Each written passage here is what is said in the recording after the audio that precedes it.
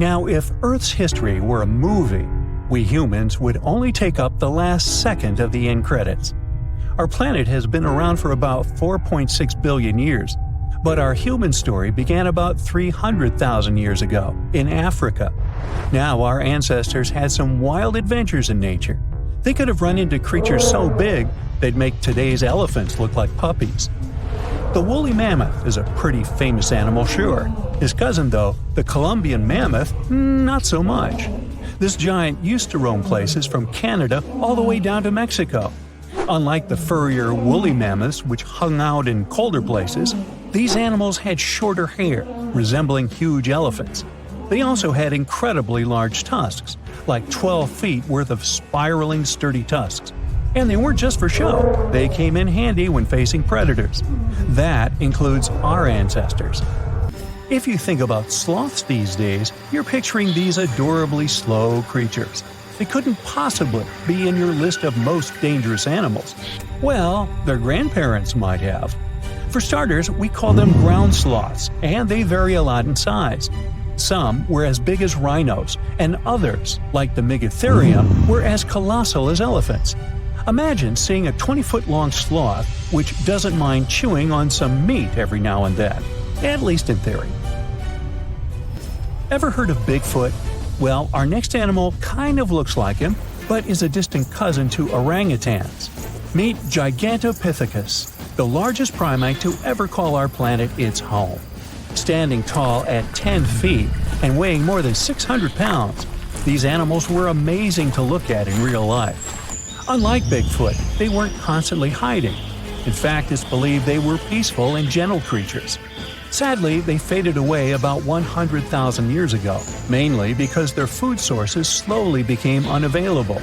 Those lush, fruity forests they called home eventually turned into dry grasslands. Next on our list is the cave hyena. Weighing a chunky 250 pounds and standing 3 feet tall, these beasts were as long as a grown-up lying down. What's even more interesting about these creatures is that they loved hanging out in groups. A pack could be as big as 30 of these animals, which meant they could easily take on even the biggest, heaviest mastodons. Our ancient families would have needed to stay alert around these hungry specimens. Sadly for these hyenas about 20,000 years ago, their numbers started going down. Soon enough, they completely disappeared from the planet. Quick pop quiz. What's called a tiger but isn't really one? It's the saber-toothed tiger. I mean, sure, they belong to the feline family, but they aren't technically tigers. First appearing around 42 million years ago, in July I think, many of their kind were gone before we even showed up. However, early Americans might have bumped into a couple of specimens from this group. If that really happened, it would have been quite the encounter. Think of the biggest wild lion today or the hefty Siberian tiger. These big cats also had some incredible features hidden in their fur. They were good at sneaking around, hiding, and pouncing on mammoths bigger than themselves. Their bite wasn't that strong, but they could open their jaws wide, like twice as much as a lion. And although their teeth were a bit on the weak side, they had buff forearms to pin down their dinner, giving those big fangs a purpose. Not the kind of kitty you'd want to play with. Dire wolves made their debut about 250,000 years ago. They were like the gray wolves we know today, but a lot stronger. While wolves these days stretch out to about 6 feet and tip the scales at 170 pounds max, dire wolves were about 5 feet and about 150 pounds. Found all over North and South America, they had admirable jaws, biting nearly a third harder than their modern counterparts. Also, their favorite snack was horses. But just like many other majestic beasts of the past, they faded away around 10,000 years ago. Now, names can be deceiving. Take the American lion, for example. It's not really a lion, it's more of a panther's big cousin. The other part of the name is correct, though. They did live in America about 330,000 years ago. This feline was no lap cat either. They were at the top of the wildcat pyramid, weighing a colossal 772 pounds. That's like stacking 4 grown men on a scale. Even the mighty African lion would look a tad bit shy beside these beasts. With the muscle to take down a bison, you wouldn't want to accidentally interrupt their dinner. They parted ways with this planet around 11,000 years ago, right after the last ice age. Now down in Australia, about 50,000 years ago, I wasn't around then, there lurked a relative of the Komodo dragon, the Megalania. Experts love to have debates on how big it was. Some say it stretched out to 23 feet. Others think it was just about 11 feet long. Either way, they were basically mega-sized Komodo dragons with a dangerous bite. If you think bears are already big and fluffy now, let's introduce the short-faced bear. While this big creature stood on its hind legs, it towered at 14 feet. With long limbs, they could outrun today's bears, hitting speeds up to 40 miles per hour. These ultra bears sadly disappeared around 11,600 years ago. Now imagine a crocodile. Okay, imagine that same crocodile, only supersized, with sporty legs, doing its thing in Australia about 1.6 million years ago. Well, say hello to the quincana. These crocs were extremely large, reaching 23 feet. And no, they weren't lazy river loungers. These creatures really love spending time on land. They evolved to have strong legs for their chases and razor-sharp teeth designed for slicing, not gripping. When did we stop sharing beaches with them? About 40,000 years ago. The name elephant bird might not sound familiar, but try to picture a bird that stood tall, as high as a basketball hoop at 10 feet, and weighed as much as a small car, 1,500 pounds. Their eggs were equally huge, like 150 chicken eggs bundled up into one. Now, as amazing as these birds sound, there's a lot we still don't know about them. They're hard to study, as most extinct animals are. Still, some recent studies have given us some clues. Scientists have been examining ancient molecules from their fossilized eggshells. It's an awesome piece of evidence, since these birdie shells were thick, preserving precious DNA inside. Plus, there are tons of these eggshell fragments sprinkled all over Madagascar's beaches. Because of these findings, we now know these birds were herbivores and loved eating leaves and seeds. We also know the tiny kiwi bird is its closest living relative. Now, dodos were these amazing birds we also used to share the planet with. They're like distant cousins to Asian pigeons. To give you some perspective, imagine a chunky bird weighing about 50 pounds. Similar to chickens, turkeys, and ostriches, dodos were also the types of birds that couldn't fly. Their wings were small, and they had the muscle strength of, well, a wet noodle. Now, you might have heard the word dodo used as a name for creatures that aren't that bright. Don't get confused, though, by this name. These birds were in fact intelligent. Scientists were able to figure that out by studying their fossils. It turns out that they were good at smelling stuff, unlike most birds that are all about the visuals. These creatures aren't around for us to study anymore, but that might change. One evolutionary biologist is on a mission to fully understand these amazing ancient birds. On that note, she revealed that the dodo's DNA has been completely sequenced. There are even talks about potentially bringing dodos back to life. They would make a nice addition to the lovely beaches of Mauritius, the place they used to call home many, many years ago.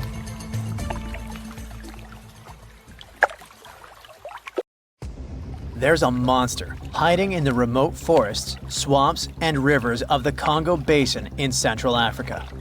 It has a long neck, looks like a dinosaur, and is the size of an elephant, or maybe a hippo at least. That's what people who claim to have seen it say.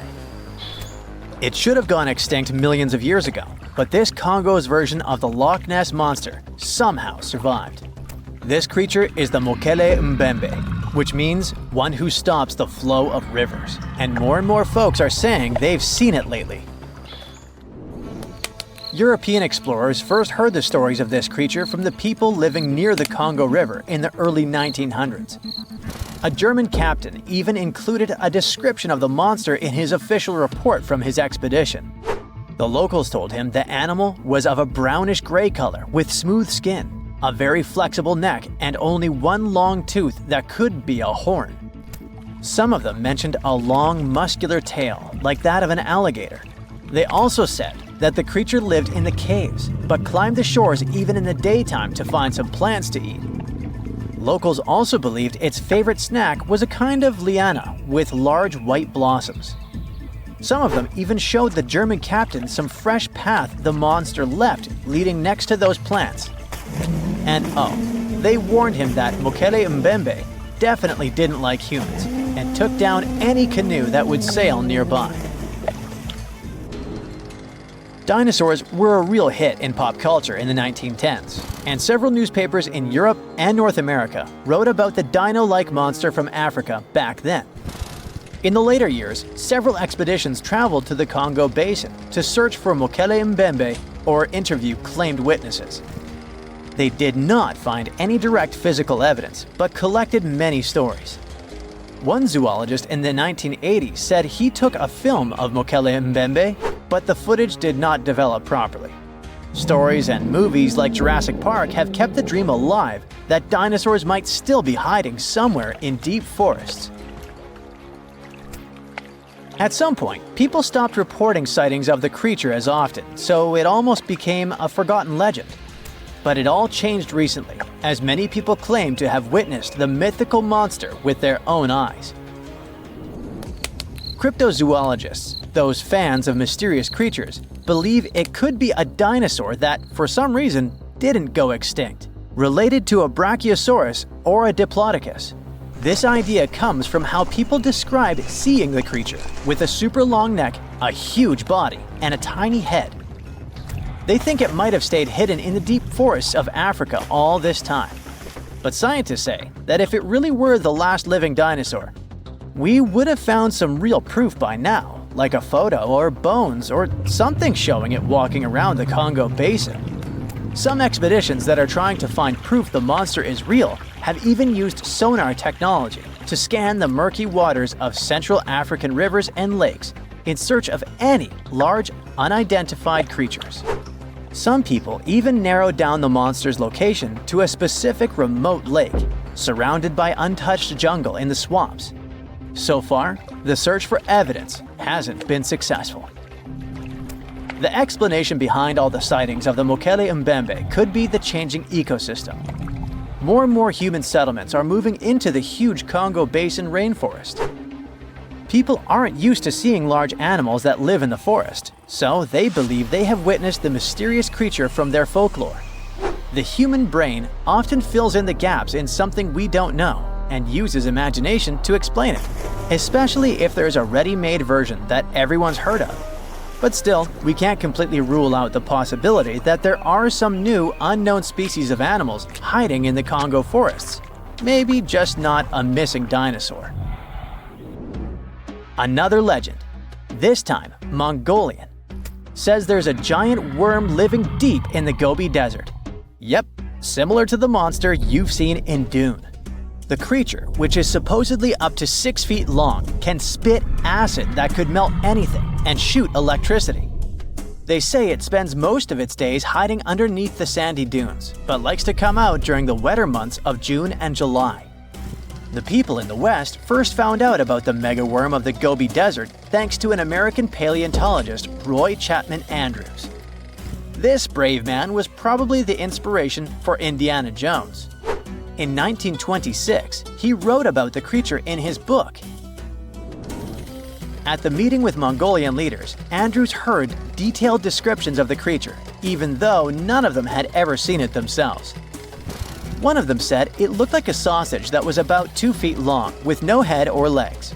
According to him, the worm was so poisonous that just touching it could instantly take your life, and it lived in the loneliest parts of the Gobi Desert. Andrews didn't think the creature was real, but he shared these stories again in another book. And then, stories of the monster spread around the world. In some of them, it's only 1 foot long. In others, it's as large as a human. Some say it looks like a snake, and some describe it as a caterpillar. Some people claim it has wings and can fly, and others think it could be a supernatural evil being without a body. The color of the creature also remains a subject of debate. It could be white-gray, brown, or even bright red. The stories of witnesses are probably so different because the creature doesn't even exist. In 1983, one scientist who was visiting the region heard that an old man had managed to finally catch the mysterious worm. He also found out there was a nest nearby and decided to risk it all and see it. But instead of a scary monster, there was a tartar sand boa inside. Luckily for the scientist, this snake is non-venomous, but it does have gray-brown scales and could match the description of the giant worm. When he showed it to the locals, supposedly all of them said it was the monster they had seen. Big expeditions from America, Britain, and New Zealand came to the Gobi Desert to try and find the creature. Many other adventurers came from all around the world on their own, but found no evidence the monster was real. But many Mongolians are sure the death worm is no fantasy. If you don't believe there's a monster in the Gobi Desert, how about one in Lake Worth in Texas? According to local folklore, there's a part human, part goat creature with scales and long clawed fingers hiding there. It all started back in July 1969, when locals claimed to have spotted this mysterious creature roaming around. The newspapers loved the story and started reporting about new sightings. One article said that the monster jumped out of a tree and landed on some guy's car. Another report claimed that the Lake Worth monster decided to throw an automobile tire at a group of people. Someone even managed to take a photo of the creature, and the newspapers published it. Locals started flocking to the lake at night, hoping to catch a glimpse of the creature, but no one could find any evidence it was real after all. The author of the monster's photograph later said it was most likely someone's prank, because the creature really wanted to be seen. Then, a reporter from the local newspaper received an anonymous letter saying that it was 3 high school students who decided to dress up and scare people. Even despite this, some cryptozoologists think it could have been an undiscovered primate species that walks on 2 legs. We don't know if the Worth monster is real, but it does one good thing and brings together the local community. Every year since 2009, they throw the Lake Worth Monster Bash. A pre-Christmas miracle happened near the mouth of South Africa's Chalumna River on December 22, 1938. Marjorie Courtney Latimer, the curator of East London Museum, was on her routine visit to the docks. She was checking if there were any unusual catches from local fishermen. Suddenly, she spotted a strange fin sticking out of a pile of discarded fish. Intrigued, she cleaned off the slime to reveal an incredible discovery. A pale blue fish with silvery flecks, thin scales, and 4 fins that looked almost like limbs. And it was huge too, 5 feet long, weighing about 127 pounds. Marjorie actually specialized in birds, but she had always been fascinated by the natural world, including the ocean. She didn't know what the fish was, but she had a feeling that it was something special. So she had the fish loaded into a taxi and taken to her museum. She then went through lots of reference books, but no matter how hard Marjorie tried, she couldn't identify the species. She decided to show it to the chairman of the museum's board, but he just dismissed it as a common rock cod. Marjorie didn't listen to him. The creature fascinated her so much that she kept studying it, and even tried to preserve it by having it taxidermied, although she couldn't save the organs. Desperate for answers, she reached out to a fish expert, J.L.B. Smith. But tough luck, he was away at that moment. When Smith finally saw the drawing, he got instantly intrigued. By January, he finally wrote the response to Marjorie, saying the fish was giving him sleepless nights. He was eager to see it in person. On February 16, when he finally arrived at the museum and laid eyes on the fish, he was stunned. Suddenly, it dawned on him that he was looking at a Coelacanth, a species believed to have gone extinct 66 million years ago. This made it a Lazarus species, an extinct species that reappears after a long absence in the fossil record. It was like seeing a fossil come to life. Scientists thought that this creature had vanished with the dinosaurs. Thanks to Marjorie's persistence, this became one of the most remarkable biological finds of the 20th century. The entire genus Latimeria was named in her honor.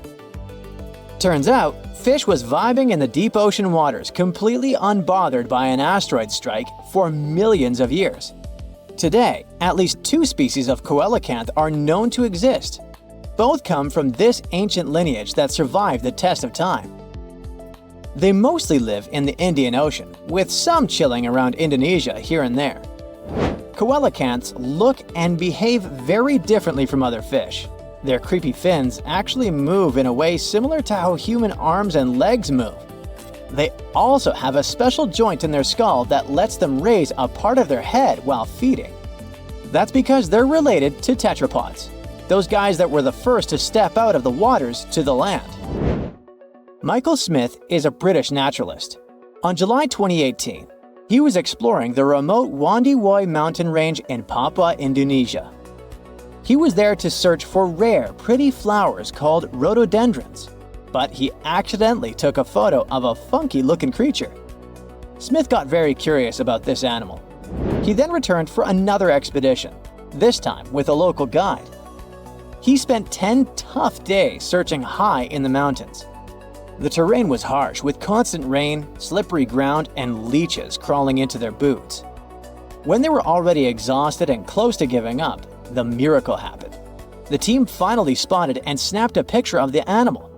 This cute thing turned out to be the Wondiwoi tree kangaroo, the one thought to be extinct for 90 years. The first time it was discovered was 1928. It's a sad story.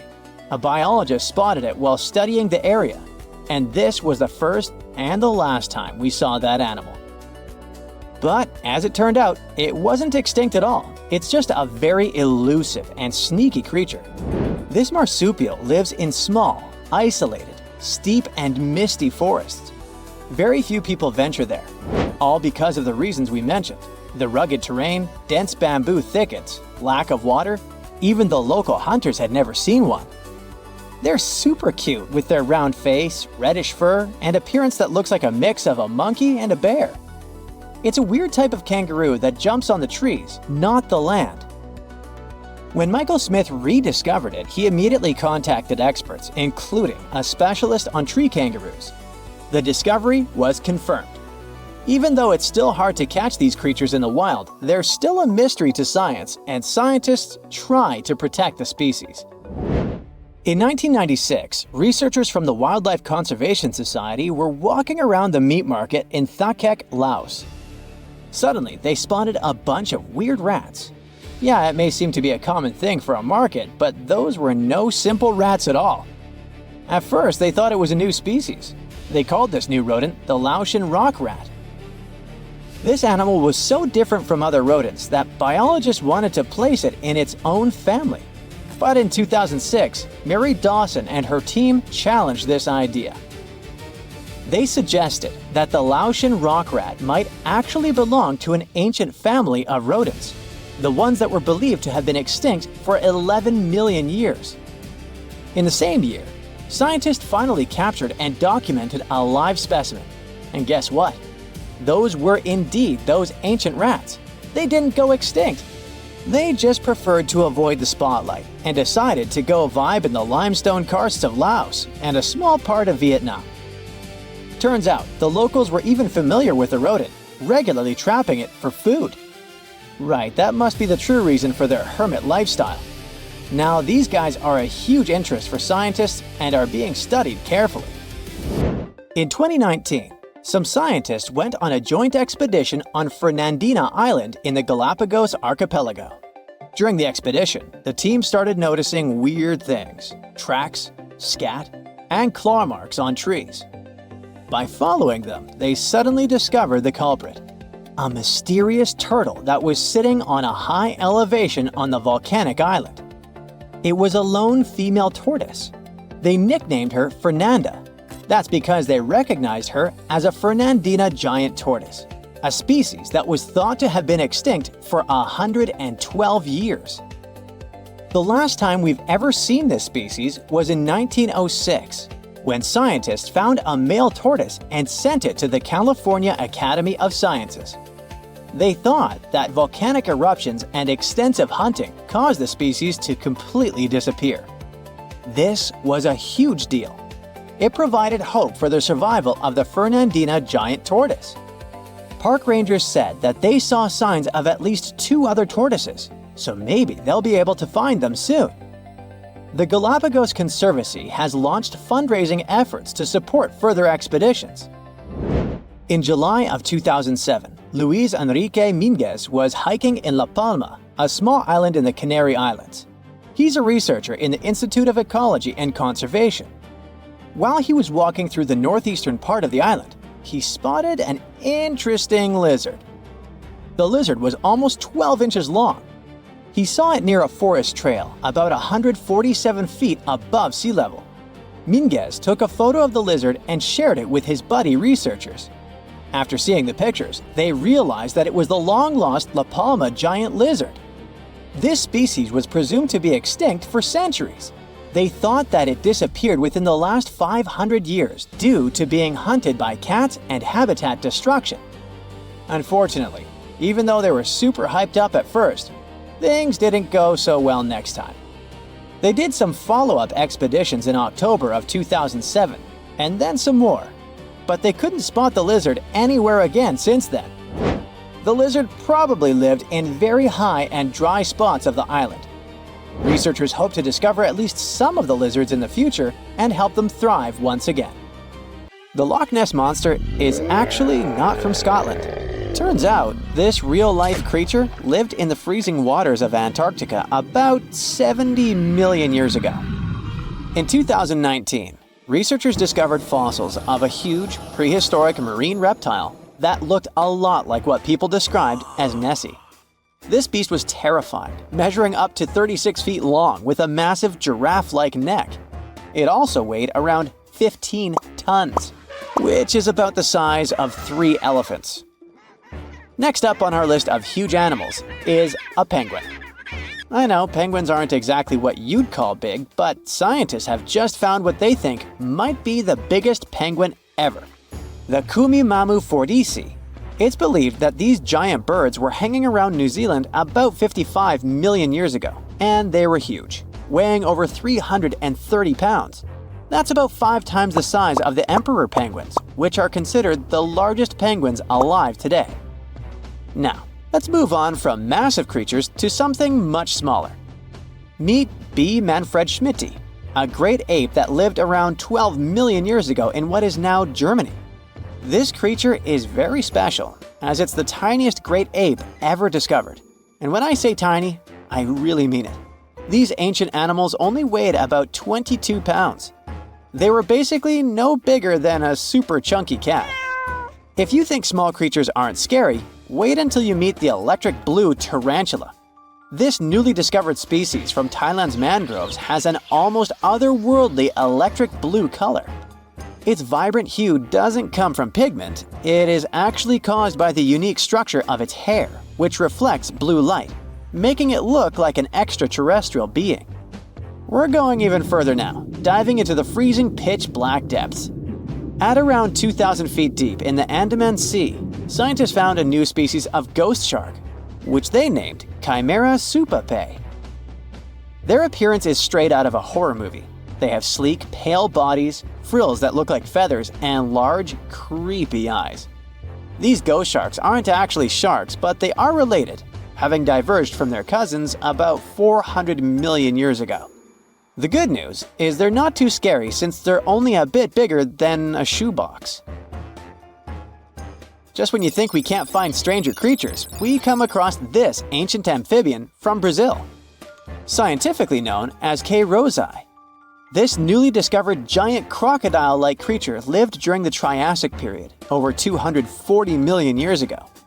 At nearly 10 feet long, it had a powerful jaw, resembling the modern-day alligator. This beast was definitely a survivor since it adapted to the most severe conditions ever seen on the planet. Last year, scientists were tracking the dense Amazon rainforest at night when they found some quirky orange spiders that looked like they were wearing black boots. The team soon discovered it was a new type of giant crab spider. And no, they don't look like crabs at all. They only got their name because, while perched on plants, these spiders spread their legs out to the sides, just like crabs. Do you know that some new species are named after celebrities? Hollywood icon Harrison Ford now has his very own snake, for example. Discovered in Peru, T. Harrison Fordy honors the actor famous for his role as Indiana Jones, an archaeologist with a notorious fear of snakes. Unlike the film's menacing serpents, this new snake species is quite modest in size, measuring about 16 inches long. We also have the Rampholion princei, a small new species of pygmy chameleon from Tanzania that was named after US rapper and poet Prince Iya. He received this honor because of his work raising awareness about global environmental issues. Another celebrity namesake is DiCaprio's snail-eating snake, which hangs out in the shrubs of Panama's forests. This S. Irmelindi caprioi is about 15 inches long and spends its nights on palm fronds looking for snails and slugs. Its round eyes look like glowing coals that can be a bit scary, but overall, the creature is super chill. Even when it feels threatened, it doesn't bite. It just coils up around its head and gives off a really bad smell. Now something a bit more sinister. Meet Venomius tomhardii. Does that name ring a bell? Exactly. This new species of spider was named after Tom Hardy's portrayal of the infamous Marvel character Venom. And all because the black spots on the spider's abdomen reminded researchers of the famous anti-hero. Most spiders of this species were found in Australia at night, sitting in their elaborate webs in forested areas near the coast. When disturbed, these creepy crawlers often hide in silk-lined hollows in tree branches. We've also got something for the Lord of the Rings fans. In the vast and warm waters of the Amazon River, scientists have just discovered a new species of pacu. This fish is a relative of the terrifying piranha, with a plant-based diet and human-like teeth. It was named Myloplus sauron because of a bold vertical black mark on its side, which reminded researchers of the fiery eye symbol of the villain Sauron from Tolkien's epic saga. Wait, is that a tanned capybara or a wild dog? Well, actually, it's neither. This is a newly discovered dwarf deer. This tiny creature, about the size of a basset hound, scurries through the forests of Peru. The combo of large eyes, stocky body, and short legs makes this animal simply adorable. This cute little deer is the complete opposite of what we've got coming up next. This bizarre-looking creature is what we believe the beast of 5 teeth might have looked like. Its fossils, found in Chilean Patagonia, showed that it lived during the age of dinosaurs, about 72 million years ago. This finding is just another piece of evidence that mammals had been roaming around that part of South America much earlier than we thought. Moving from the forests of South America to the deserts of Australia, we come across a sand dragon lizard, known scientifically as Ctenophorus tyacalpa.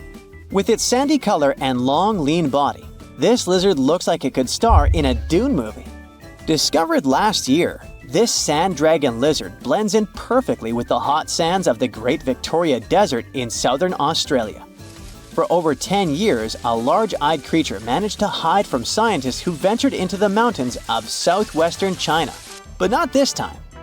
In 2023, the group finally managed to take photos of 7 frogs that didn't match any known species. They're now known as Leishan odorous frogs, a species that grows to be about 2 inches long and has small bumps all over their grass-green bodies. Off the coast of Chile, we have recently found a seamount nearly 4 times as high as the Burj Khalifa. Underwater mountains are usually home to beautiful life forms, like sponge gardens and ancient corals. But this Chilean seamount also hid a creature known as the flying spaghetti monster.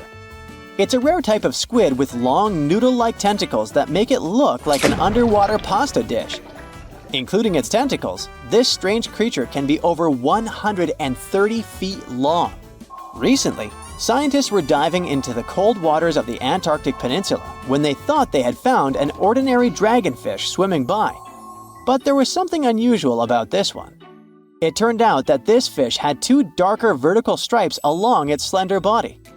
That's when they realized they were looking at a new species, the banded dragonfish. From bizarre sea creatures to a cute one. In 2017, locals were diving near Kume Island in Japan when they found the skeleton panda sea squirt. This deep-sea oddity quickly won people over with its look because its black spots actually resemble a panda bear's eyes and ears.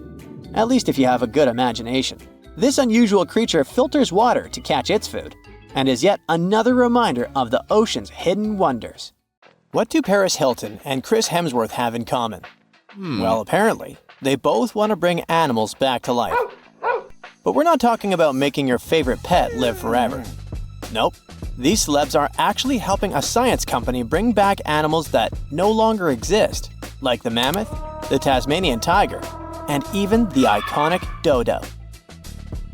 If everything goes according to plan, these fascinating creatures could be walking among us again by 2028.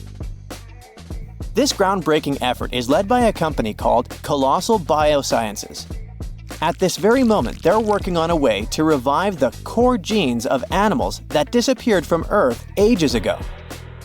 The idea is to replicate those genes using DNA from a close living relative. If that's all Greek to you, don't worry. We'll break it down a bit later. So, the mammoth is one of the animals they plan to bring back, and people are especially hyped about it.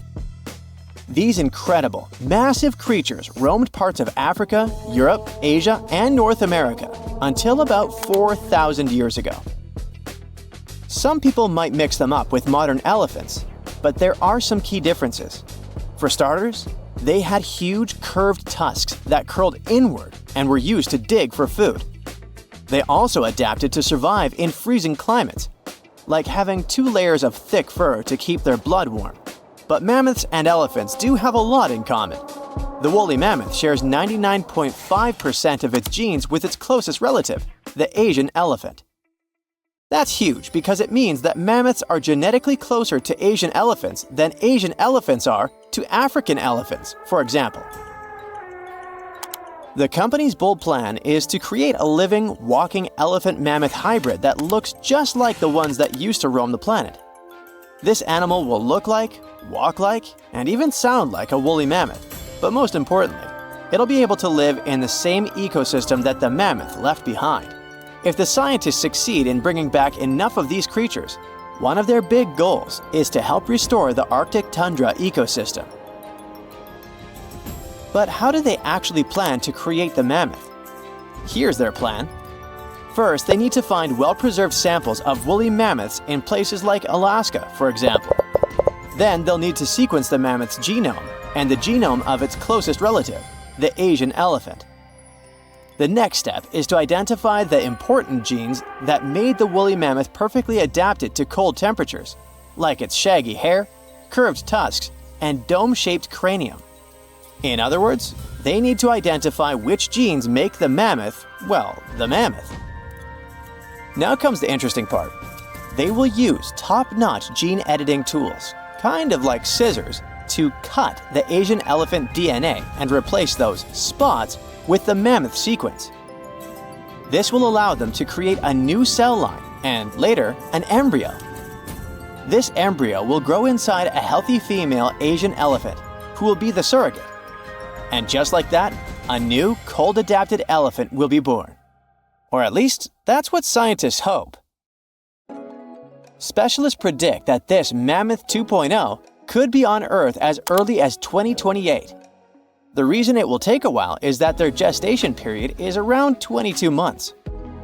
But if that deadline feels too far for you, there is actually a chance we could get a surprise a lot sooner. That's because some of the other animals they plan to revive have a much shorter gestation period, like Australia's thylacine, also known as the Tasmanian tiger. The company is also doing whatever it takes to give this animal a second shot at life. And the good news is that the process seems to be well advanced. Recently, the group announced that the Tasmanian tiger's genome is about 99% complete. This animal was native to the Australian mainland and the islands of Tasmania and New Guinea.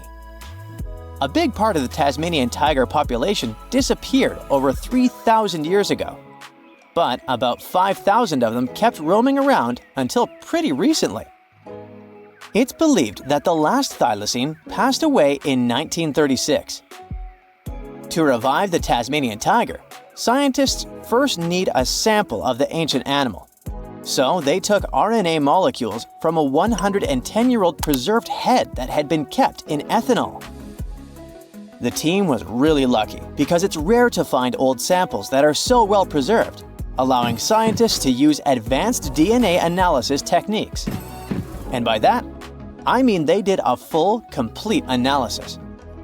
By studying RNA samples from important tissue areas like the tongue, nasal cavity, brain, and eyes, experts were able to learn a bunch of interesting things about the Tasmanian tiger. They could figure out how its brain worked and also what this beast could smell, see, and taste. By the way, these semi-nocturnal animals had a special appetite for small rodents, lizards, and birds. After finding the perfect sample, the process of reviving it will be pretty much the same as with the mammoth, but with an elephant as a DNA donor, of course. In the case of the Tasmanian tiger, its closest living relative is a small marsupial called the fat-tailed dunnart. Even though this animal is small, it is a ferocious carnivore. So experts believe the whole DNA editing process will work just fine with its sequence. Their goal is to turn a fat-tailed dunnart cell into a thylacine cell.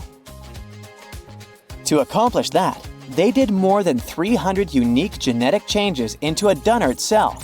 So there is no doubt they're pushing all the boundaries to make the dream of reviving animals a reality.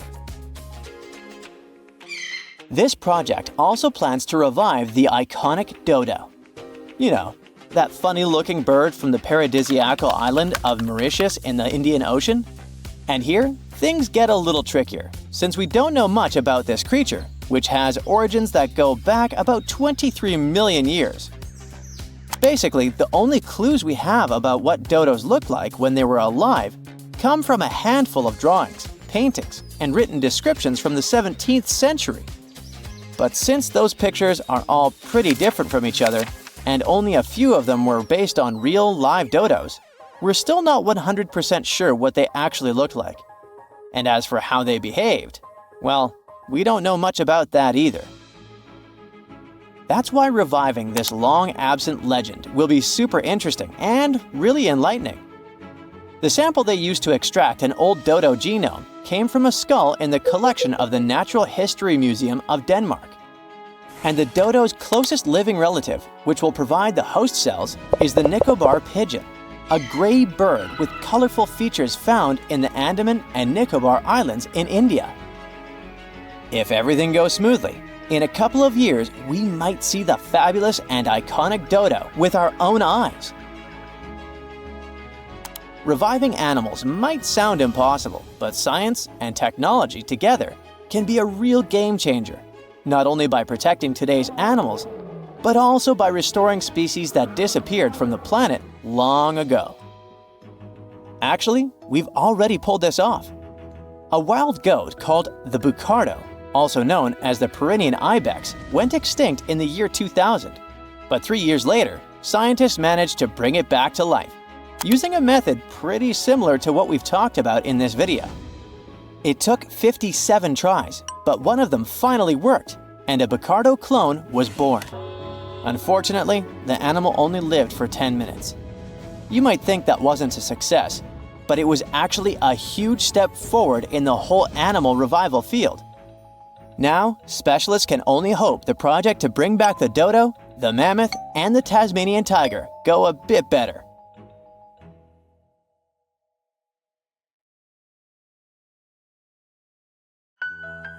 A man went for a walk not far from Buenos Aires in Argentina and found something that looked like a dinosaur egg lying in the mud. When he shared his find with his family, everyone thought it was a joke, but it was actually very real. Except it wasn't a dinosaur egg, but a glyptodont shell. These guys went extinct thousands of years ago. Some of them grew up to be the size of a small car.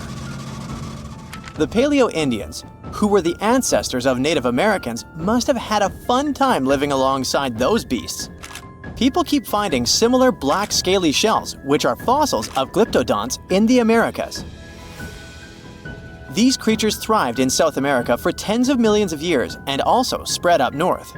They had thick armor, called a carapace, and tough, grooved teeth for eating grass. They weren't always giant, but it looks like a colder climate before the Ice Age, with open woodlands and plenty of grass, helped them evolve. It's pretty hard to hide when you're huge, so they may have developed their fused armor to protect themselves. One of the most famous types had a long tail with spikes that it used to fight other glyptodonts for territory or mates. Although they look similar, the ancient glyptodonts were really different from today's armadillos. Glyptodonts had a hard, heavy armor made of fused plates, and today's armadillos have flexible armor and can roll up into a ball to protect their soft tummies. Plus, glyptodonts ate grass using their grooved teeth, and armadillos prefer insects for lunch. But despite all the differences, recent studies of their DNA showed that glyptodonts actually belonged to the armadillo family. If you think the glyptodont was scary, just wait till you meet the giant short-faced bear. This bad guy grew to almost twice the height of Michael Jordan when it stood on its hind legs. It also weighed over 1,500 pounds, and it was able to run at the speed of over 40 miles per hour. This bear preferred meat to all other foods. Even its skull and teeth were designed for slicing through meat, and it had forward-facing eyes that gave it sharp vision. Its strong jaws and large muscles helped it crush bones to get to the nutritious marrow inside. The giant short-faced bear lived in places like Minnesota and west of the Mississippi River, all the way up to Alaska. It went after or scavenged big animals like bison, musk oxen, deer, and even ground sloths. But it eventually went extinct because its prey didn't survive the Ice Age. Today, the only living relative of the short-faced bears is the spectacled bear from South America. This guy is much smaller, about the size of a black bear, and it eats both plants and meat. Game of Thrones fans, the next one is for you. The orphaned wolf cubs adopted by the Stark family in the epic series were inspired by dire wolves. Their name translates from Latin as terrible wolf. These great uncles of modern dogs were almost 5 feet from head to tail and weighed around 150 to 200 pounds. The oldest record of the dire wolf is from 250,000 years ago.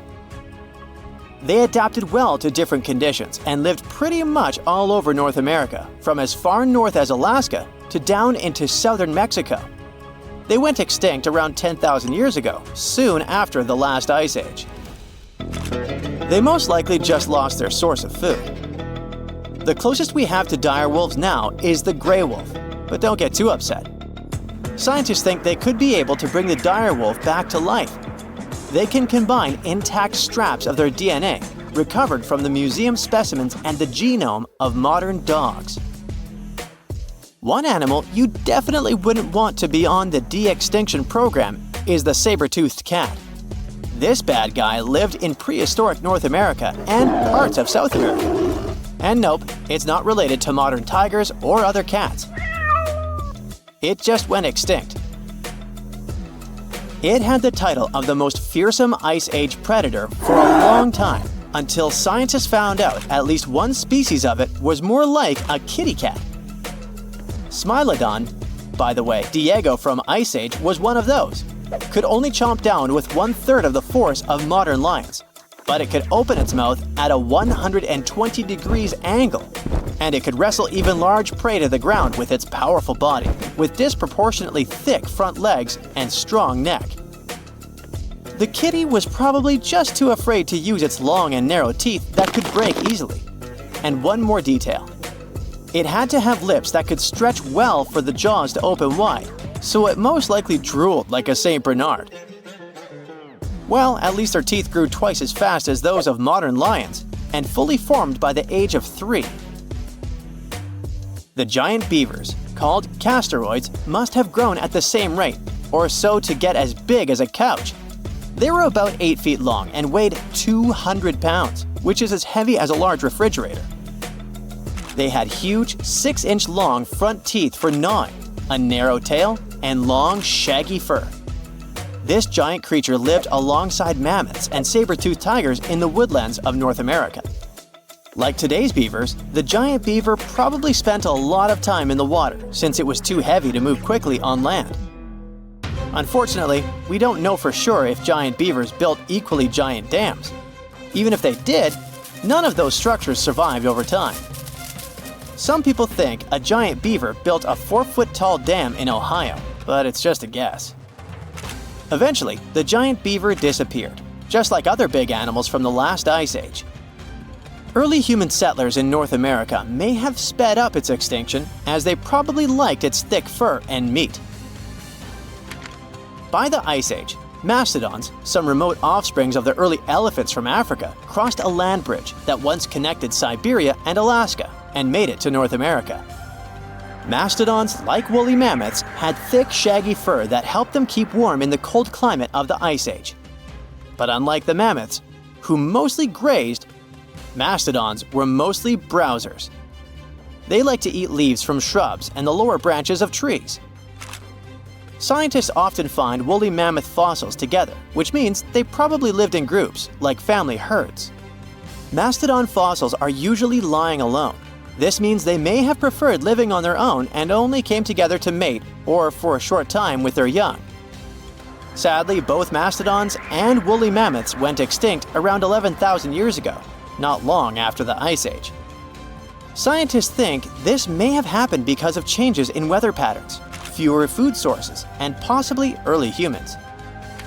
They figured out that one mastodon could feed a tribe for a week and dress them for years. You can mostly find camels in deserts in places like North Africa and the Middle East now. But scientists believe they actually came from North America, especially the lands west of the Mississippi River. Fossils show that camels appeared on Earth about 44 million years ago. In 2015, a team of scientists from the University of Louisiana discovered the bones of a giant ancient camel in Oregon. This camel was between 12 and 14 feet tall, like a modern giraffe. It lived around 7 million years ago and had a long neck to help it reach high plants. About 6 million years ago, some early camels crossed into Asia over the Bering Strait land bridge. Once they arrived in Asia, these camels split into two types we know today: the Bactrian camel with 2 humps and the dromedary camel with 1 hump. You won't find wild camels in North America anymore, but some of their relatives, such as llamas, alpacas, and guanacos, still live in South America. Currently, there are approximately 20 billion animals inhabiting our world. If everything were ideal, we would have 5 billion more animals on Earth. But many species have gone extinct, and around 44,000 species are currently in danger. The largest, most recent mass extinction event in history occurred during the dinosaur era, leading to the eradication of 75% of species on Earth. The Tulachi wallaby is a long-lost relative of today's kangaroo, but they had a hidden superpower, night vision. That's why they were mostly active at night. They were 3 feet tall and fed on grass, fruit leaves, and other plants. Wallabies lived in grassy areas near swamps and other water bodies, but not for long. By the 19th century, their numbers had gone down, bringing them to the edge of extinction. Only 14 wallabies had been left in the wild by 1920. A rescue mission was launched. They tried to capture the last 14 animals to protect them. But the situation got out of control and 10 wallabies lost their lives. The 4 remaining ones were transferred to a special facility, and in 1935, the last animal passed away. Only one picture of the Tulachi wallaby is left now. There were reports of the animal's sightings after that, but no proof was shown, and the creature was officially declared extinct in the 70s. Short-faced bears were a unique species that lived in North America, particularly Alaska.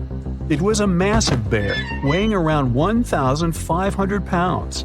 When standing on its hind legs, it was around 12 feet tall, a whole foot taller than today's biggest beast in this family, the polar bear. This animal was different from today's bears because almost all of them are omnivores, except for polar bears.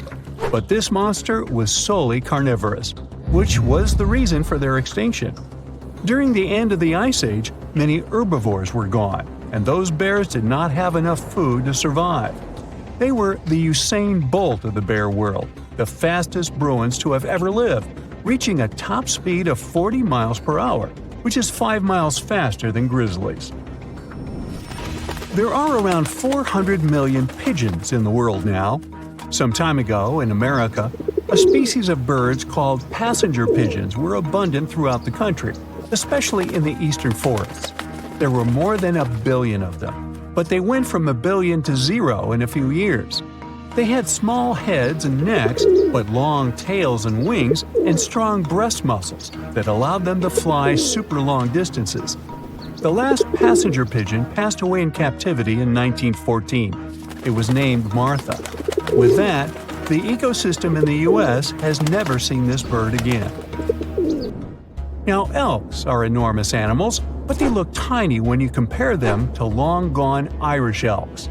That elk was around 7 feet tall at the shoulder with a humongous antler of 12 feet. Today, elk are only 4.5 feet tall at the shoulder and have around 4-foot-long antlers. Despite its name, this elk was found all over the world, from Asia to Europe.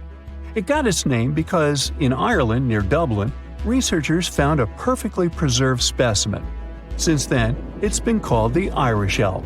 The last one passed away in Ireland. The main reason for their disappearance was their inability to adapt to changes. When the Ice Age ended, the elk could not survive and became extinct. Now, somewhere deep in the forests of Costa Rica lives the interesting-looking golden toad. It was discovered in 1966 in one particular spot where all toads would gather to mate. In 1967, a large population of this golden nugget was noted in that same spot. But the following year, only 10 to 11 toads were seen, and the year after that, in 1968, only one lonely male toad showed up at the spot. For years, there were searches for golden toads. In 2004, the toads were officially declared extinct. Humans were not responsible this time. The drought in the area in the 80s had a significant impact on the toads. Still, the last straw was the arrival of a new fungal species that caused the animal's skin to thicken, eventually leading to the toad passing away. This chytrid fungus is responsible for the extinction of more than 90 frog and amphibian species, becoming one of the biggest threats to their lives. Now, Canada is a very cold country, no surprise there, and nobody would expect tropical birds like parrots to live there. However, there was a parrot species that lived in America and some parts of Canada. I'm talking about the Carolina parakeet. Those were truly beautiful birds with orange-yellowish heads and green bodies. Their favorite rest spots were big trees alongside rivers. This parrot's favorite food was cocklebur seeds, which are poisonous to us, but the bird had no problem eating them.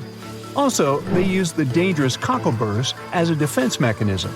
After they ingested loads of them, their meat became poisonous, and predators do not enjoy eating toxic birds. Carolina parakeets were abundant, there were millions of them. But since the Ice Age, their numbers had been gradually going down because of natural reasons, mainly temperature. By 1935, no such parakeets were left in the wild. Today's African lion had a much more prominent and notorious cousin, the Barbary lion. Those cats were mentioned in many famous old books. They were described as mean, terrifying beasts. It's believed that they were the largest lion species ever.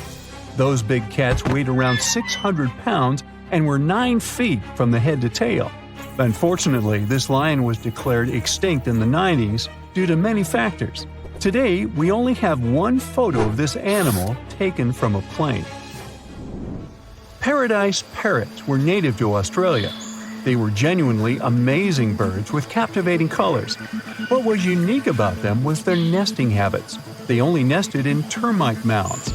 This parrot was always on the edge of extinction, and the reason for that is still unknown. Mice, rats, and other animals also hunted them, and it added fuel to the fire. The last bird was spotted in the year 1972.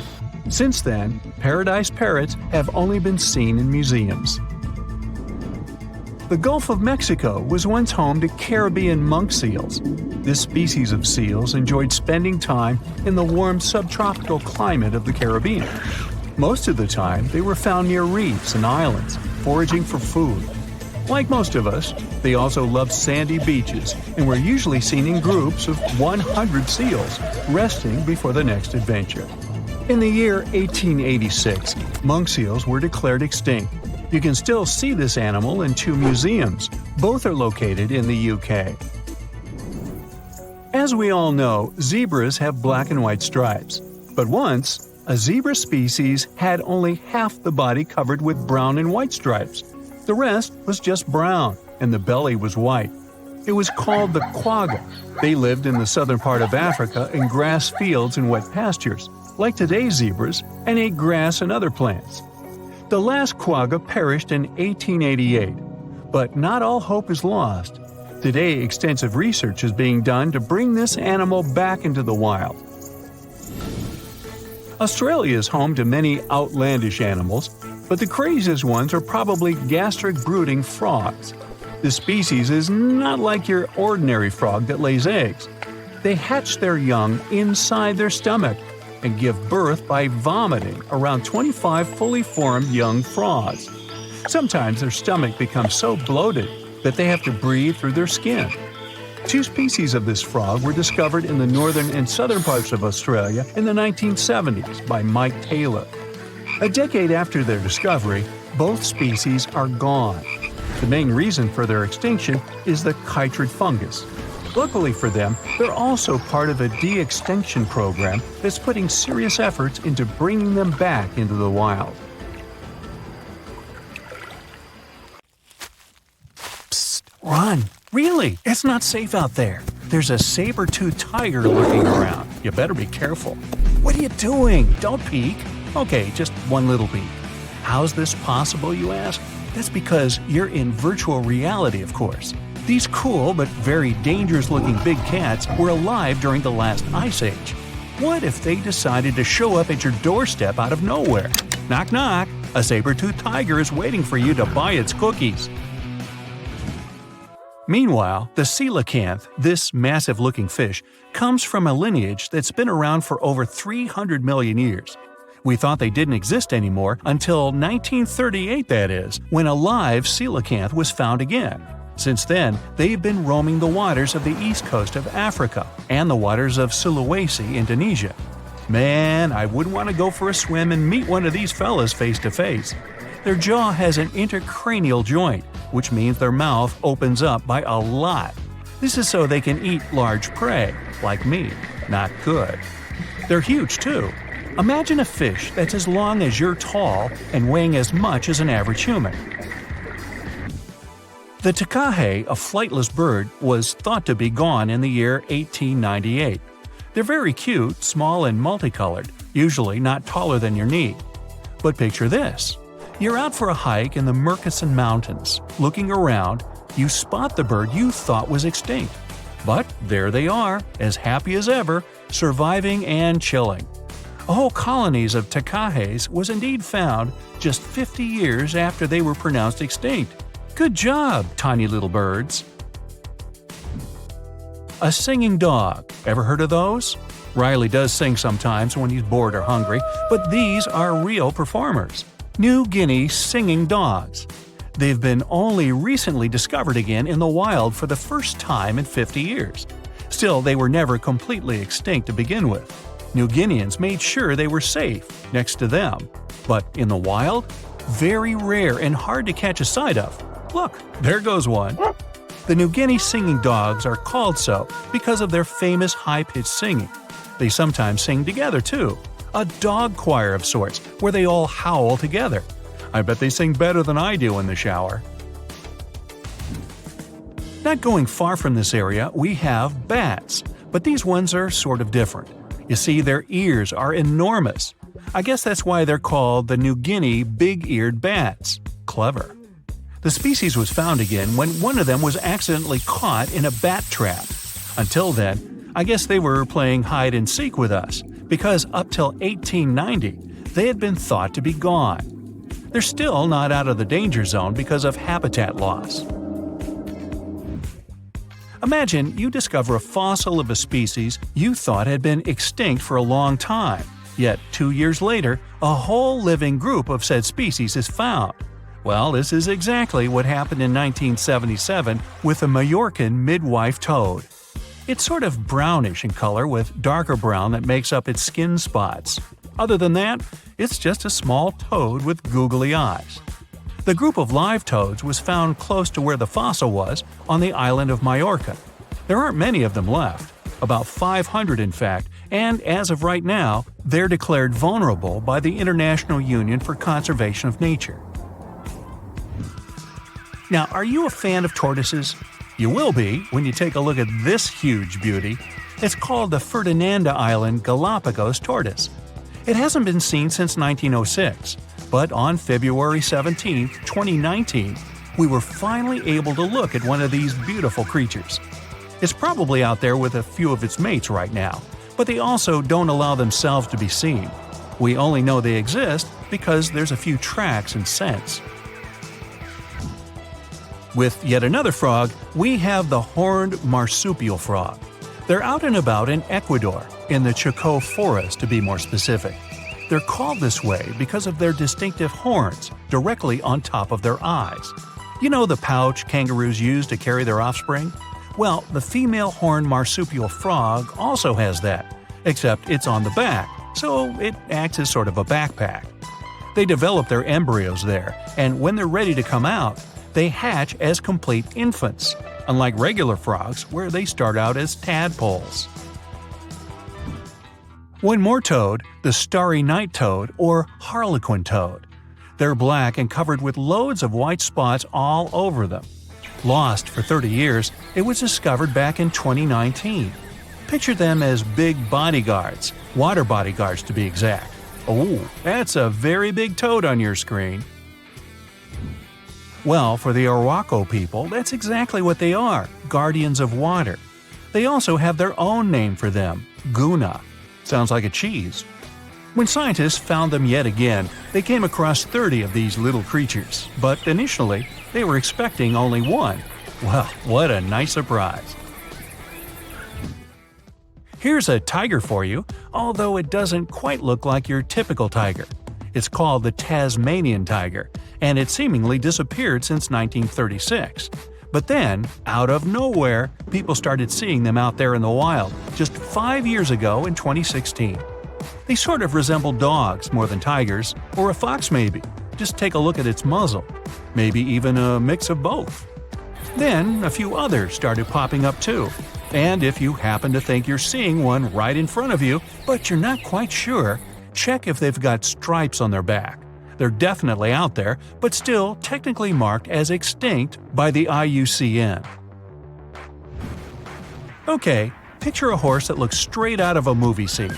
Tiny, gorgeous fur, very well behaved. It's tiny, but it's not a pony.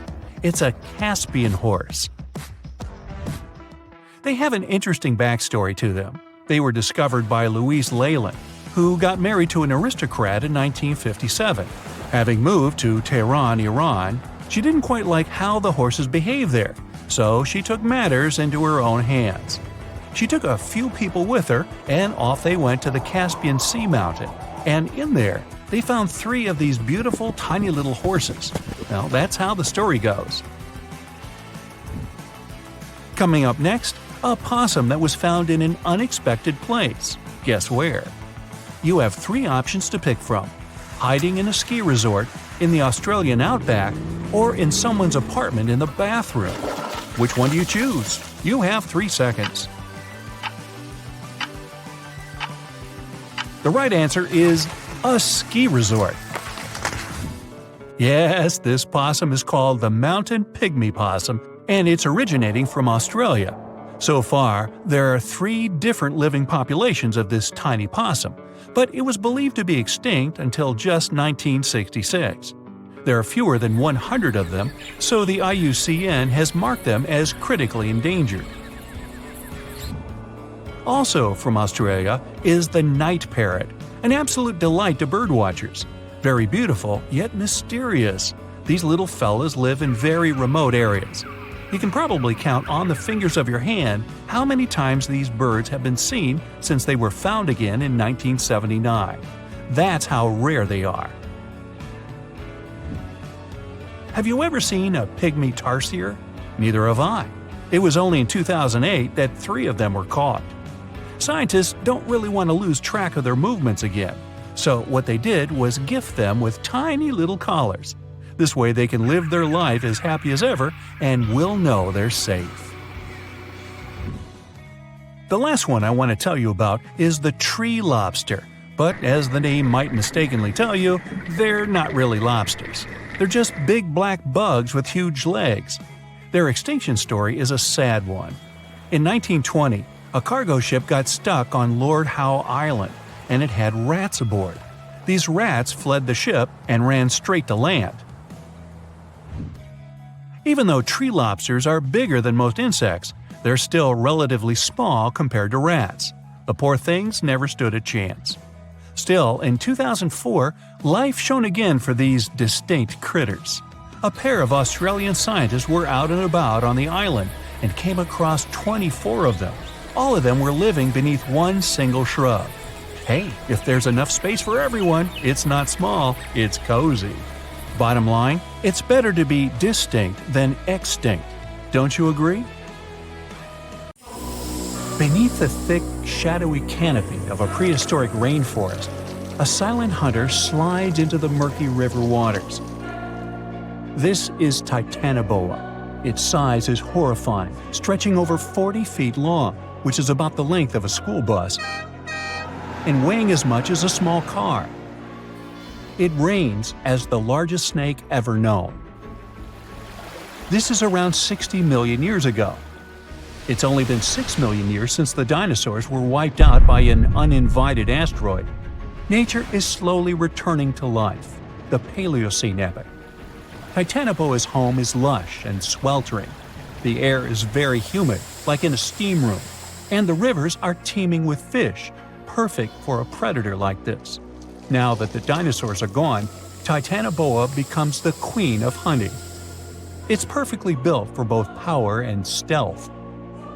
A strong, sturdy spine can hold the snake's massive size while staying smooth and silent.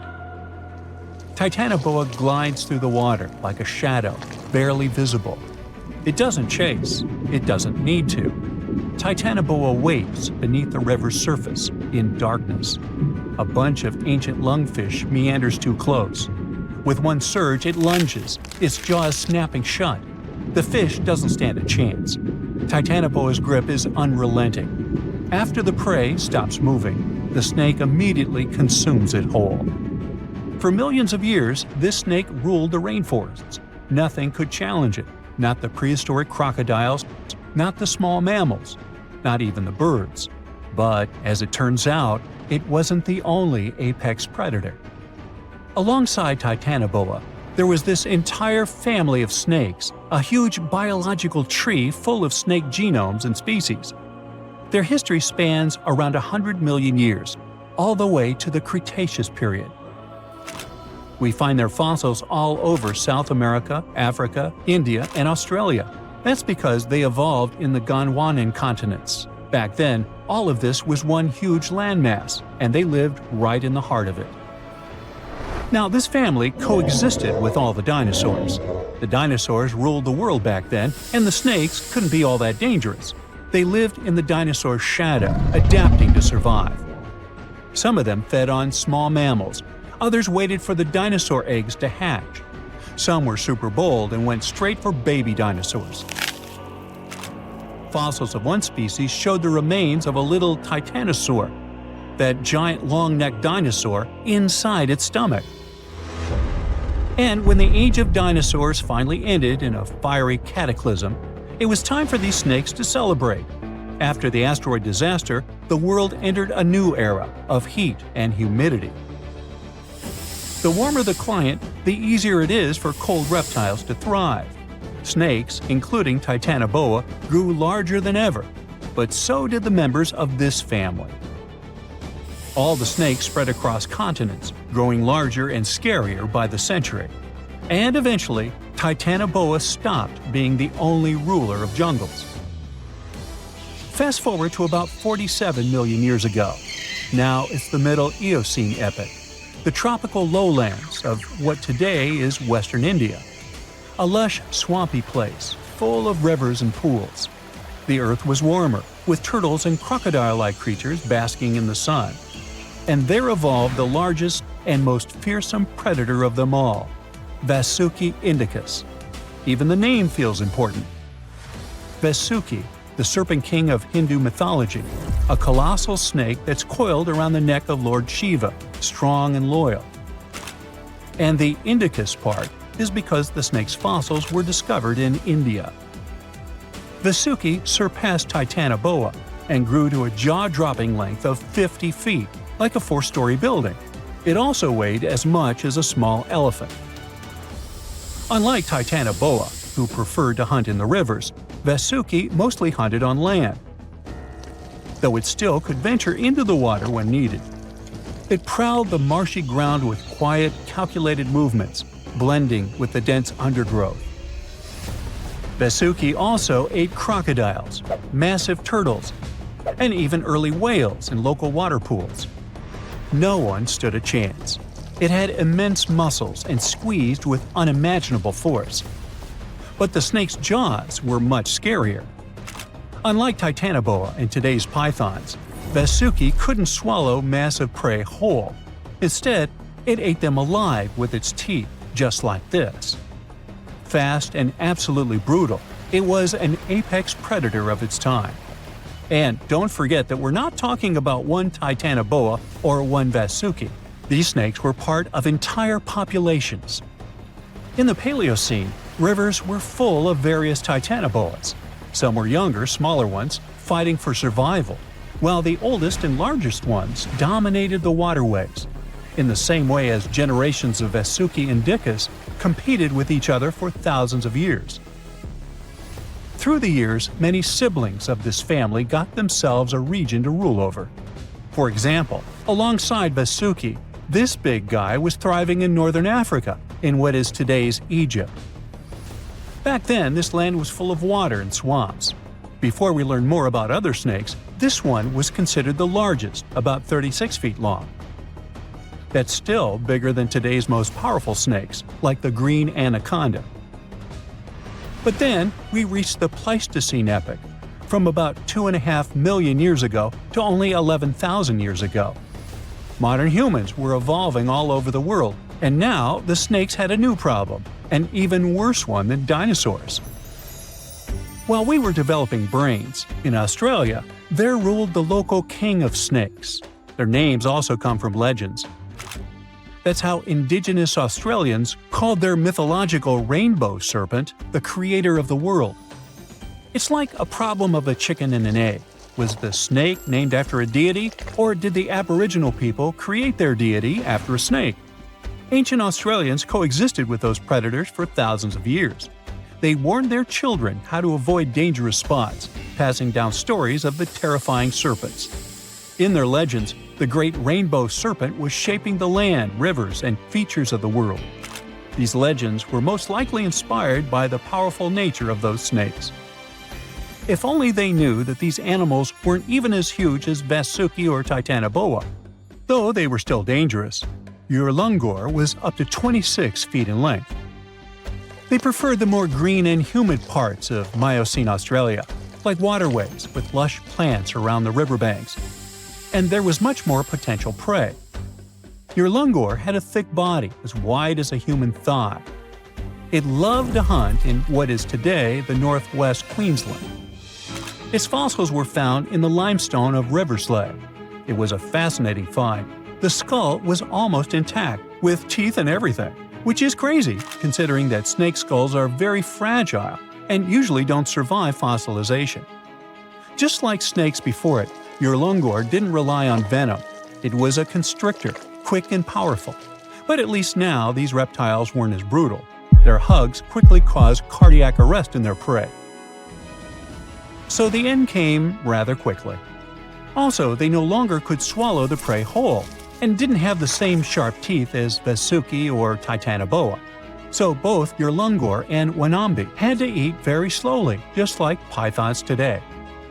Meanwhile, Wanambi was about 20 feet long. This one had a similar head, so it could only hunt marsupials, reptiles, and other little things that ventured too close. Wanambi's domain was the waterhole. It lay coiled in the shade, motionless, its body blending seamlessly with the dusty earth.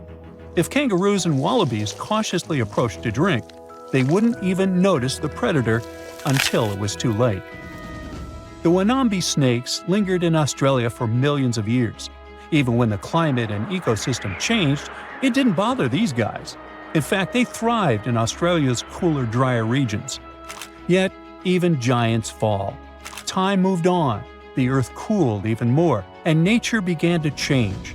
Wanambi managed to last up to around 50,000 years ago, and could have lasted longer if it wasn't for humans. The same Aboriginal Australians who once feared Wanambi eventually spelled the end for the snake. All these years of being the apex predator, only for the little apes to hunt you into extinction. But that's how evolution goes. Eventually, all the giant snakes disappeared, leaving behind only their fossils and stories like this one. You decided to go scuba diving for the first time. The water is clear and the sun is shining on the seabed. You take a few selfies and the fish swimming by when suddenly, the ocean goes pitch black. You look up and, oh my, what is that gigantic animal? It's definitely not a shark, not a whale. Is it a turtle? Yup, but fear not, it's not gonna hurt you. If you had lived on this same Earth about 72 million years ago, then maybe this could have really happened to you. Scientists have recently found the fossils of a gigantic marine turtle that could have grown as big as 12 feet. If you don't have any idea of how big that is, let's see some examples. That's the average length of a hippopotamus, 6 golden retrievers, or 2 Michael Jordans stacked on top of each other. The turtle's scientific name is an homage to that old-school sea monster called Leviathan. Maybe you remember this from old-school history lessons. The Leviathan is supposedly a mythical creature that would swallow entire ships or people that were deemed too greedy by the creature. Can you imagine being swallowed by this humongous sea turtle? No, thank you. The fossils of this gigantic creature began to be excavated between 2016 and 2021, all the way in northeastern Spain. The first fossil was located by a hiker in the Spanish Pyrenees, and it was around 8 inches long. The pelvis of this turtle alone measured around 35 inches. It would definitely be one of the biggest turtles today if it hadn't gone extinct. FYI, the largest living sea turtles today can reach up to 6 feet in length, which is already pretty big. Now, how about a gigantic prehistoric scorpion? I bet most people here are not huge fans of these creatures, especially since they're poisonous, which is why the thought of a 9-foot-long aquatic scorpion might be the stuff of nightmares. Let's just say that if they hadn't gone extinct some 400 million years ago, lakes and rivers would be much more dangerous places for humans today. These gigantic insects were considered to be apex predators in their time, hunting everything from fish to other animals, even of their own kind. Yikes! I got goosebumps just imagining these creatures. Should we thank the asteroid that hit our planet now or later on in this video? Another prehistoric animal that would shock humans if it were still alive is the so-called Megatherium, a gigantic sloth. This huge sloth is believed to have grown up to 20 feet long, and its weight could be up to 8,000 pounds. It was found in the woodlands and grasslands of South America. The creature used to stand on its 2 feet in order to reach leaves on high branches. These giant sloths had huge claws. They helped them climb trees. I gotta say, I feel uncomfortable imagining these elephant-sized sloths climbing trees. Oh, of course, some dinosaurs will make our super-sized creatures list. But before that, here's a fun fact. Did you know some dinosaurs are still alive today? Scientists have proven that birds are classified as theropod dinosaurs. Such infamous creatures as the T-Rex and Velociraptor belonged to this group. I'm sure you've heard these names even before you watched Jurassic Park. The Velociraptor is that scary dino that breaks into the kitchen. Well, they evolved, gained some feathers, and turned into various species of birds we know today. That means that any bird from chickens to those little blue ones is a direct descendant of dinosaurs. Now, does the name Spinosaurus ring a bell? You can see this huge dinosaur in some museums today. Its fossils, I mean. The Spinosaurus was one of the biggest land predators to walk Earth. Actually, to walk its land and water, since scientists believe that this dino was semi-aquatic. It fed mostly on meat, which means humans would be its natural prey if it lived today. This meat-eating dino lived around 90 to 100 million years ago. It was about 60 feet long, 12 feet high, and weighed up to 22 tons.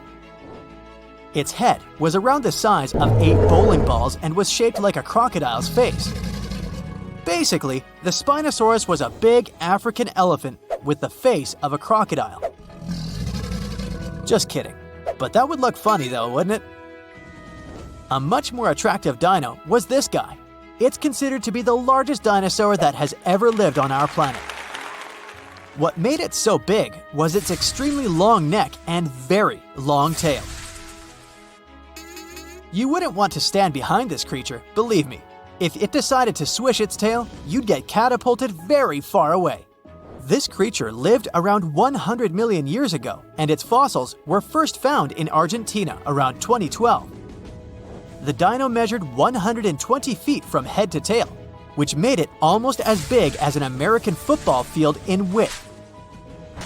And have I mentioned it weighed almost as much as a space shuttle? A staggering 75 tons. If it had been a carnivore, it would have probably been the greatest predator. But this big guy was a peaceful herbivore that had such a long neck that it could eat leaves from high trees. Cute, right? We must also talk about the Shastasaurus. As the name suggests, this animal is popularly known as the Mount Shasta lizard. Even though it was a marine reptile and probably never set foot on the mountain itself, this dino was usually around 23 feet long, but there was a specific strand of this species that could get as big as 69 feet long, about the size of the great blue whale. This made it the biggest marine reptile to have ever lived. A fun fact about the Shastasaurus is that scientists believe it didn't even have teeth, which means it could only feed on soft-bodied prey, such as squid, for example. The next animal on our list is the blue whale. Believe it or not, the biggest living animal on Earth actually started small. These days, the average mature blue whale can reach up to 100 feet in length and weigh up to 200 tons. That's more or less the weight of 40 elephants put together, or 30 Tyrannosaurus rexes, or 2,670 average-sized people. Blue whales have to eat up to 50 million calories per day to support that body. That's the equivalent of 30,000 Big Macs, just FYI. But blue whales weren't always this big. They actually evolved from a four-legged mammal that lived on Earth around 48 million years ago. Their ancestor was called Pakicetus, and it was only 6 feet long. Here's a fun fact. To be able to live in the water as one does today, the blue whale had to go through some intense adaptations. A blue whale can replace up to 80 to 90% of oxygen in its lungs each time it takes a breath. A human replaces only up to 15% for comparison. It allows these animals to dive for up to 1 hour at a time, down to a staggering depth of 330 feet. Elephants were bound to make the list. Elephants are currently the largest land animals on Earth. They can grow to be about 13 feet tall and weigh up to 7 tons. That's pretty small if we compare it to the other animals that once lived on Earth, right?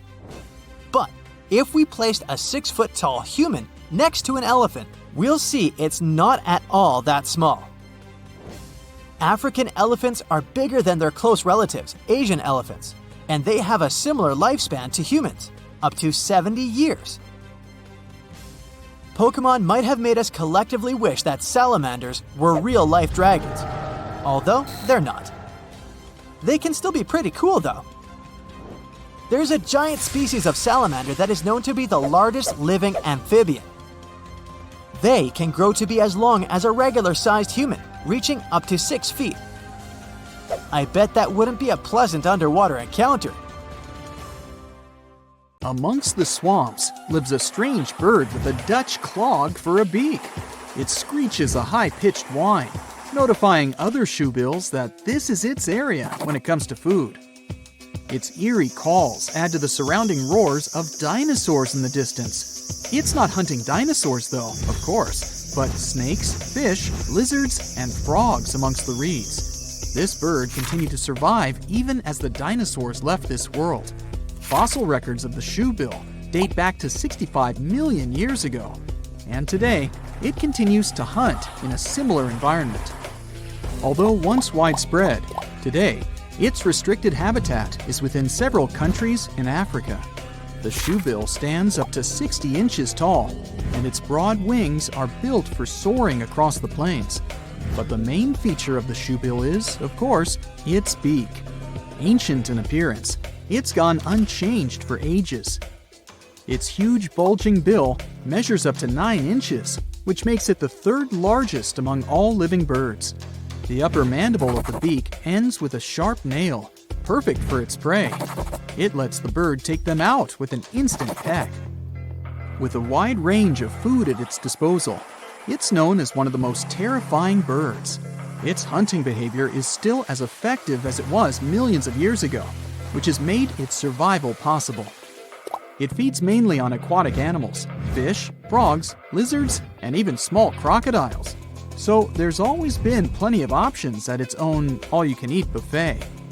Surprisingly, their relationship with humans is a pretty chill one. That's why they're so popular among birdwatchers. This cool guy is just standing idle, staring down the lens, as if to say, "I've seen a lot worse than you." Lurking under the water in many countries around the world, another opportunistic hunter lays low beneath the shallows. Meet the saltwater crocodile. With an appearance that just straight up tells you it's ancient. It's been around for over 240 million years. Once appearing a lot larger, they've always had a reputation of taking down whatever came too close, even dinosaurs. They survived many catastrophic events and have continued to adapt to each of them. As they continue to evolve, they've become the ultimate survivalists as we know them today. Still, they sit within their territory, waiting for anything to enter, even humans. They grow up to 20 feet and have a powerful bite that's stronger than any other animal. 30 times stronger than your bite, just saying. Anything that ends up in its toothy cage can't escape. With scales and armor plates protecting it, there isn't an animal on Earth that hunts it, making the crocodile the ultimate apex predator. As per its name, it's also adapted to saltwater, providing it with useful salt glands, something its alligator cousins don't have. And that's how they're able to swim enormous lengths out to sea. Their routes follow ocean currents, and they aren't afraid of bypassing the shark-infested waters. Not even the great white would mess with this one. The distances they've traveled measure up to 390 miles, and they're capable of reaching speeds up to 18 miles per hour. Just another reason not to swim in the sea, right?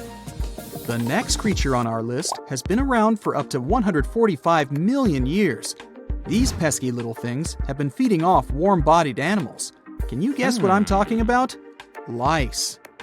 Those guys originated in the Cretaceous period, between 145.5 and 65.5 million years ago, when they used to feed on dinosaurs once upon a time. And then, they have continued to remain a constant annoyance to most species. Currently, there are 5,000 different species of lice, each one having a taste for a different animal. They feed on all birds and mammals, except for pangolins and bats. Lucky them. They are an obligate parasite, which means they cannot live unless they live off another life form. Living their entire lives to reproduce on their hosts, lice will change their color to match the fur or feather of their new homeland. But how do you get lice as a human? Well, it's purely by luck or bad luck. They usually choose to leave when their original host has passed on. They seek a free flight from a nearby fly, grabbing onto its legs and hitching a ride to the new homeland. Within 4 small islands in Indonesia lives a powerful beast, a reminder of the Mega-fauna period. Meet the Komodo dragon. Reaching a length up to 10 feet, it's a master ambusher. Its hunting method involves tracking down prey, then injecting venom into it. As the prey escapes, it will track it down as it slowly tires and then feeds on it. And that's how it's managed to survive for millions of years. But it has strangely disappeared from other parts of the world. These islands weren't always its home, and it's only been here for the past 4 million years. Originally, the dragon's ancestors came from Asia, but migrated south to Australia 40 million years ago. And with a great range and variety of food, that's where they grew to their massive size. Then, some 25 million years later, a collision with continental land masses occurred between Australia and Southeast Asia. Taking the opportunity, they spread even further, as far as East Timor. As the islands became separated, the Komodo dragons continued to flourish in their new lands. Without any competition, they could maintain their normal hunting methods. Unfortunately, in Australia, they all eventually disappeared due to competition from humans. Another ancient species is really intriguing, not only because of its appearance. Let me introduce it to you, the coelacanths. Scientists found the only evidence of their existence in their fossils. It made us believe they disappeared 410 million years ago. So, you could imagine the surprise when they were discovered in 1938, idly swimming along the east coast of South Africa. It's truly a fossil that's come back to life. It gave us a great opportunity to not only further understand this species, but to answer many questions about some of its relatives. Growing up to 6.5 feet, they have a lifespan of up to 100 years. But what's strange is, they have 8 fins. They're the oldest known living member of the lobe-finned fish. They are so ancient that they're more related to amphibians, reptiles, birds, and even mammals than to the ray-finned fish we know. Armored with strong cosmoid scales and with a hinge on their jaw that allows them to open their mouth very wide, they are truly ancient-looking creatures. But they did evolve slightly differently than their ancestors, although they still look the same. They once lived in much shallower waters and originally used lungs to breathe. After the dinosaur age, they had to move into deeper waters to feed and gradually upgraded their lungs to gills. And it was this new ability that ensured their survival. Let's go even further back, to 480 million years ago. You wouldn't think that anything that existed back then could possibly still be alive today. But the horseshoe crab is not only still on this planet, it's almost identical to its ancestors. Its whole body is protected by a thick plate with spikes pointing outwards. It has 10 eyes scattered around its body. 2 are used for finding mates, and the remaining 8 act as light receptors. There is also a long tail. Although it looks menacing, its only use is to simply help flip itself back the right way up if it gets knocked over. Its design is so effective that whatever constant changes the planet has provided, it survived. Although they look like they could be related to a lobster, they're actually closer to spiders and scorpions than crabs or crustaceans. With a healthy diet of clams, crustaceans, and worms, they find enough to eat along the coasts of the Atlantic, Pacific, and Indian Oceans. They also feed on algae, so it makes sense why they managed to survive many food shortages caused by world events. With all the traits of the horseshoe crab, who knows? It might even outlive humans. Well, here's to the next 480 million years.